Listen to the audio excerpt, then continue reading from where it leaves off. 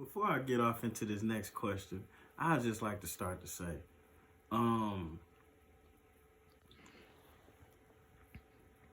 I mistakenly became a mentor or a person that answers questions because I did a lot of fucking up. And in the course of my fucking up, I experienced a lot of things. I tried a lot of things. And for some reason, I always go about doing things in the hardest way possible. But that's neither here nor there. My game, my information is for who it applies to. I can't answer a question for a specific individual without being asked that question by that specific individual and knowing their specific circumstances.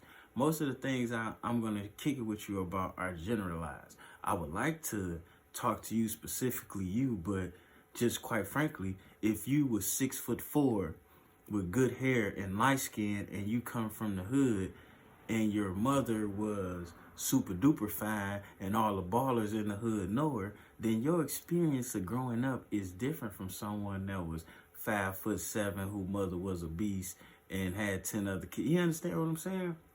So a lot of you unicorns in the situation want me to ignore the sheep of the herd for you, the unicorn, which I could if it was specifically about you in that question. But I don't want the game for the 97% of the people who I may be talking to get missed because you're the unicorn in the situation. Which in different situations we all may be the unicorn or the unicorn meaning rarity or unusual or whatever. You get my point. Okay, so now that that's gotten across, because I don't be wanting to alienate nobody but God Lee, it's impossible to include everybody after all y'all then separated yourselves from everybody. So what the fuck? Everybody want to be independent and in their own category, but then they want to be included. You know that's contradictory and quite frankly, the definition of insanity. You can't keep going to go stand in your own corner and rant and rave on how you're independent, then say, include me continuously. That's the definition of insanity. But however, to keep doing the same thing but expecting different results, that is the definition of insanity. Bust it.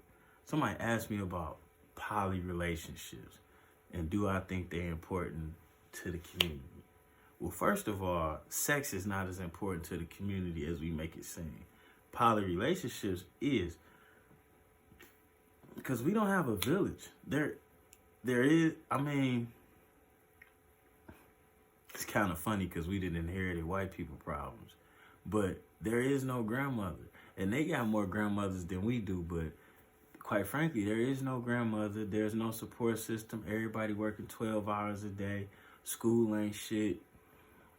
When you get the grouping up and you get group economics on a family basis, it does make you more powerful.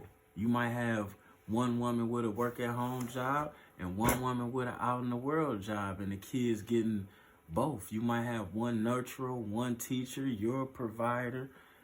Villages need to be built. It's polyamorous relationships the way I'm not going to exactly say that is, but however we can build villages, I mean, we do. And however we create group economics, we need to. You know what I'm saying? And then quite frankly, to some degree, everybody's sharing anyway because it's a whole lot of males, not a lot of men. And even though women prefer to fuck all these males, they need a man. So when you get to busting the science and the math of all these situations, to some degree, it's a whole lot of sharing. I mean, I guess we could use the negative for positive and create a charge instead of using them against each other per se.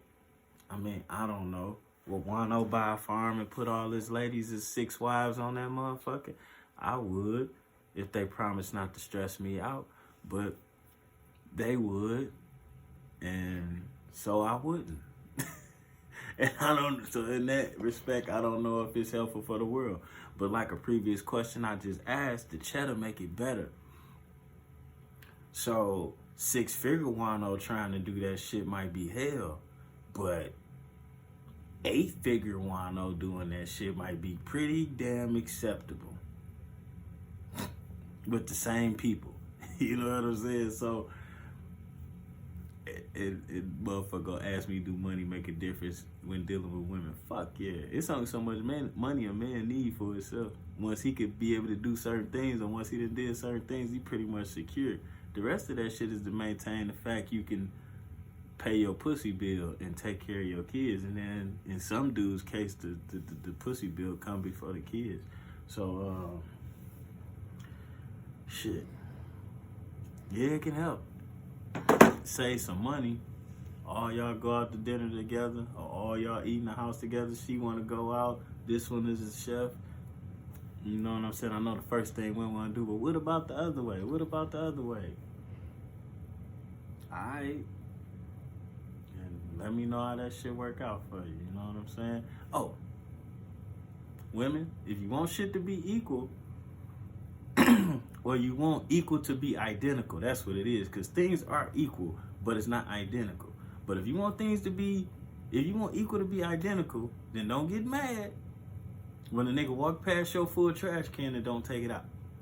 Or you hear your motor knocking, don't change your oil, don't help you with your tire, and all of these things that you don't have to do. The thing is, a woman want to be able to do everything that she can do and don't want to have to do everything she don't want to do, and she want to be able to do everything you can do and don't want to have to do everything you don't want to. You know what I'm saying? So, and that's what makes that convoluted. So I guess poly relationships might be bad for the community because you have a lot of stressed out niggas. Or maybe not. I don't know. I gotta get one. We'll figure it out later. I'm off this bitch.